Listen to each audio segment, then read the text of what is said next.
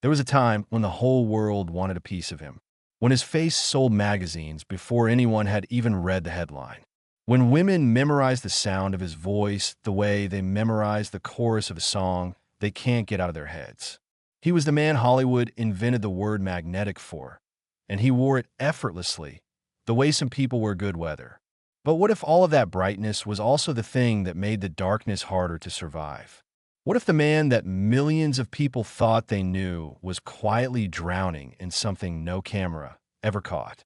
And what if the most important chapter of his life, the one that actually defines him, is the one that almost ended everything? He grew up in San Francisco, California, born on November 9th, 1972, into a city that was itself a study in beautiful contradictions. San Francisco in the early 70s and 80s was fog and freedom, cable cars and cold Pacific wind, a place that had survived earthquakes and reinvented itself so many times that reinvention felt like the local religion. Eric Dane absorbed that city the way children absorb everything. Through the skin, through the air, through the specific emotional weather of the household he came home to every day, and that household had its own weather system. His parents divorced when he was still young, still soft enough that the fracture left an impression that never fully smoothed over. There is something particular about watching a family come apart when you're a child. The way it rewires your understanding of permanence, the way it teaches you, quietly and without anyone meaning to teach you anything, that the things you depend on can simply stop being there one morning. Eric didn't talk about this wound for years, but it was there. You can trace it if you look carefully through every choice he made afterward. The hunger to be chosen, the desire to matter to people who didn't have to stay, the performance of ease that covered something much more uncertain underneath. He was the kind of boy who didn't immediately announce his direction. He didn't sprint toward acting with the single-minded clarity of someone who has always known. He found his way there more gradually, more accidentally, the way you find certain roads, by taking the long way and realizing, somewhere in the middle of it, that this is actually where you were headed all along. He moved to Los Angeles in his early 20s, carrying that San Francisco restlessness with him like a second piece of luggage. Something he hadn't packed intentionally, but couldn't seem to leave behind. Los Angeles received him the way it receives everyone. Indifferently. Enormously. The city has a particular way of being spectacular and cruel at the same time. All that sunshine laid over the grinding machinery of rejection and waiting and the slow erosion of confidence that comes from being told, repeatedly, in rooms full of strangers, that you're almost what they're looking for. Almost. That word. That particular, devastating almost thought he worked. He waited.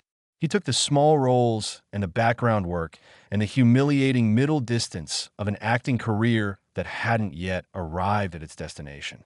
There were years, real years, not montage years, of genuine uncertainty, of waking up in a city that didn't know his name and wondering whether it ever would. Whether the restlessness he'd carried from San Francisco was ambition or delusion. Whether there was a difference. And then something began to shift. His early appearances on television, guest roles, supporting parts, the slow accumulation of a working actor's resume, started to build something. A reputation, not yet famous, but present. People in the industry began to notice the quality he brought into a room, something that is almost impossible to manufacture and completely impossible to fake. The sense that there is more happening beneath the surface than what you're being shown. That the character on the page is only the beginning of what this person will make of it. But before the breakthrough, there was the wound that would define everything. The kind of wound that doesn't announce itself as significant. It arrives looking like a solution. Eric Dane developed a dependency on prescription pain medication. He has spoken about it in interviews with a directness that is almost disarming. Not performing shame, not performing recovery, just stating a fact about his life with the clarity of someone who has done the work of understanding it. The medications began, as they almost always do, from a legitimate place. The physical demands of a working actor's life, the injuries that accumulate quietly, the pain that needs managing. And then the managing becomes something else. Then the substance stops being a tool and starts being a need. Then the need starts running the show. This is the part of the story that happens in private, in hotel rooms, and early mornings. In the gap between who you are on screen and who you are when the screen goes dark. There is a particular kind of loneliness to addiction that people who haven't experienced it often misunderstand. They imagine it as excess, as a life of obvious chaos. But often it's quieter than that. It's the maintenance of a normal-looking surface over an interior that is coming apart at the seams. It's becoming very, very good at seeming fine. Eric was very good at seeming fine, WY this point in his life. He had already arrived at the role that would make his name a permanent fixture in American pop culture. In 2006, he joined the cast of Grey's Anatomy as Dr. Mark Sloan, and the world, it turned out, had been waiting for exactly this. McSteamy. The name alone became its own cultural currency. He was devastating on that show in the way that beautiful, damaged, self-aware characters are devastating.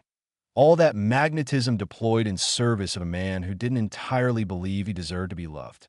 There was something authentic in that performance that audiences responded to without necessarily knowing why.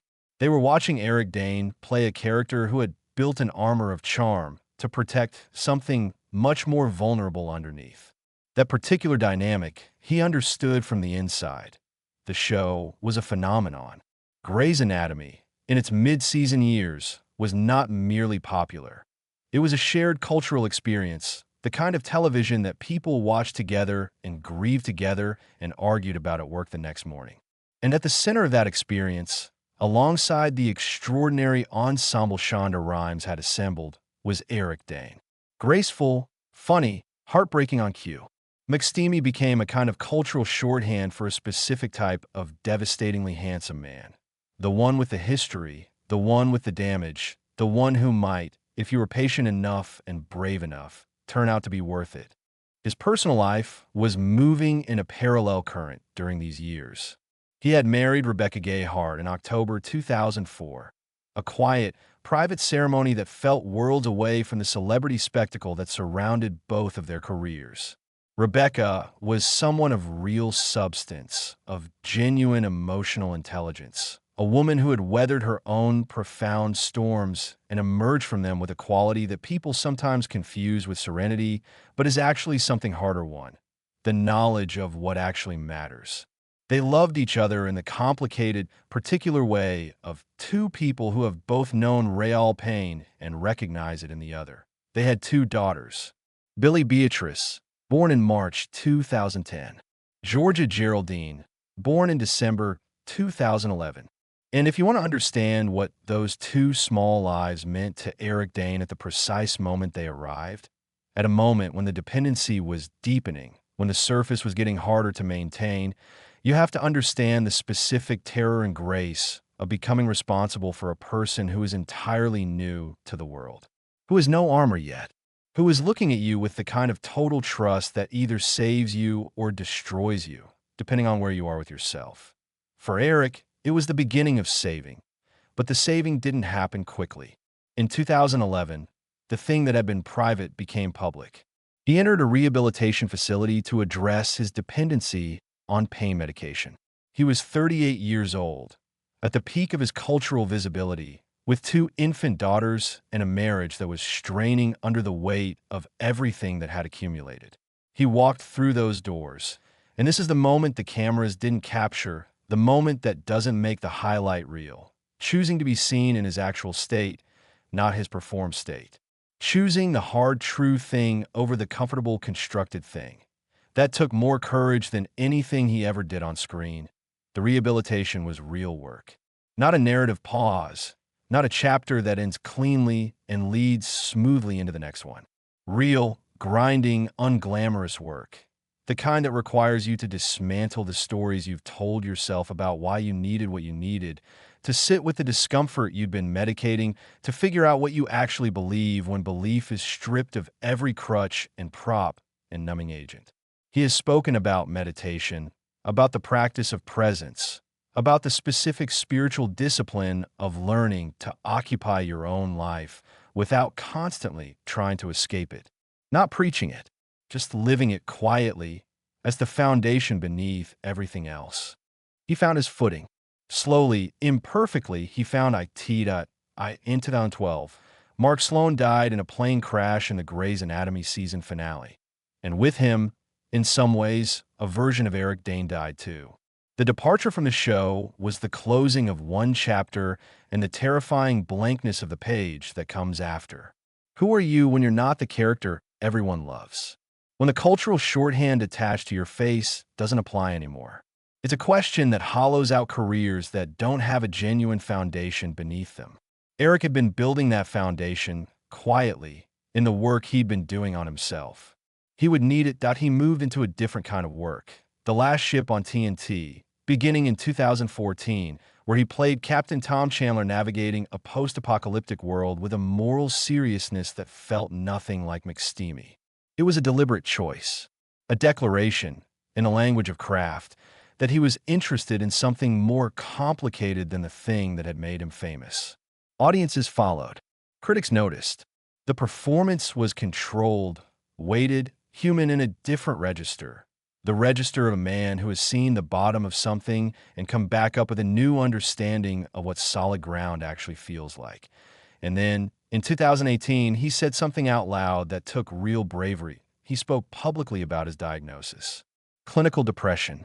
Not the cultural softening of the word, not the Instagram caption version of it, but the real thing, the neurological, physical, life-altering weight of a brain that cannot manufacture its own equilibrium. He described what it actually feels like from the inside. The absence of color, the inability to feel things you know should feel like something, the specific cruelty of standing inside your own life and feeling nothing about it. He said plainly. He didn't wrap it in a lesson or a brand. He just said, "This is what is true about me, and I'm not going to pretend otherwise." That moment landed differently for everyone who heard it. For some people, it was the first time someone they admired had put language to something they had been experiencing alone, in private, without a name for it. That is what honesty at scale can do. It reaches into rooms and moments that famous people never see, touches people they will never meet, and offers something no amount of charisma or beauty or cultural magnetism can offer. The specific relief of recognition that in 2017, he and Rebecca had separated, their 13-year marriage ending with a grace and mutual respect that spoke to the depth of what they had shared. Two people who had been through enough together to understand that love doesn't always sustain a marriage, but that ending a marriage doesn't have to erase the love. They remained committed co-parents, present and deliberate in the lives of their daughters, choosing again and again to prioritize the children over the narrative of their own loss. His appearance in Euphoria, HBO's unflinching portrait of addiction and longing and the specific damage of unexamined lives, as Cal Jacobs, was the kind of performance that reframes a career. He played a man living entirely behind a mask, whose true self has been so thoroughly buried under decades of performance that he can barely find it anymore. The role demanded something from him that only someone who has genuinely excavated their own buried self can offer. It wasn't acting in the usual sense.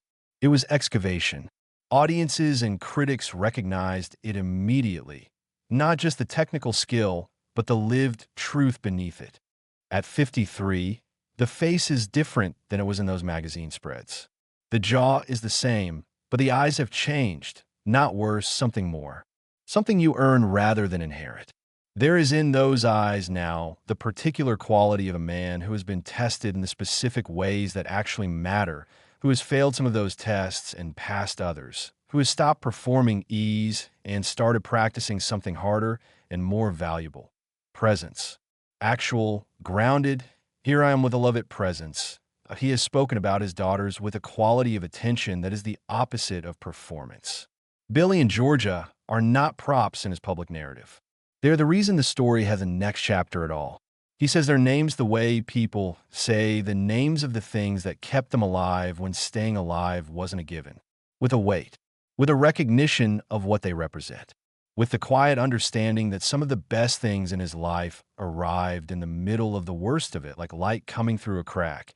not despite the break, but because of it. There is a particular kind of faith that lives in people who have been through what Eric Dane has been through.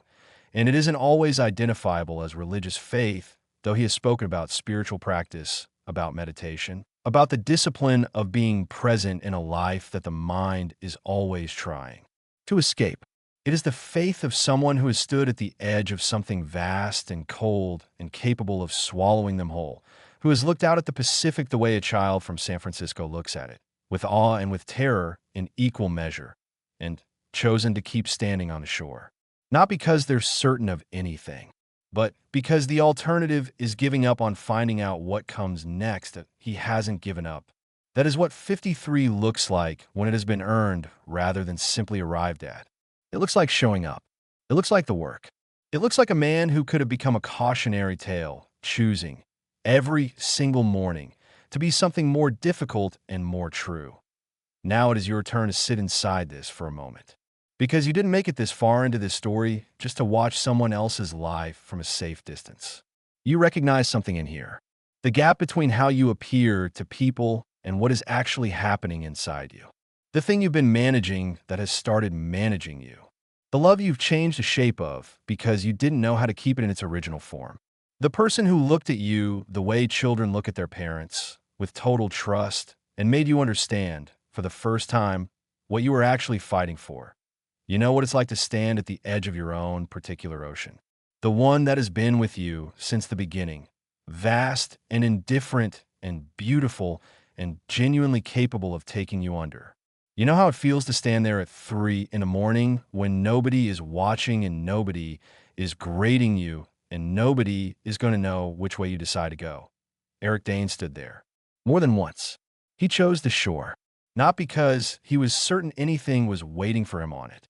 Not because he had a plan or a guarantee or a clear vision of what came next. But because somewhere in the discipline of showing up, to the work, to the daughters, to the difficult truth-telling in rehabilitation rooms and public interviews and quiet moments of private reckoning, he had built the kind of life that is worth the difficulty of staying in it. That is not a small thing.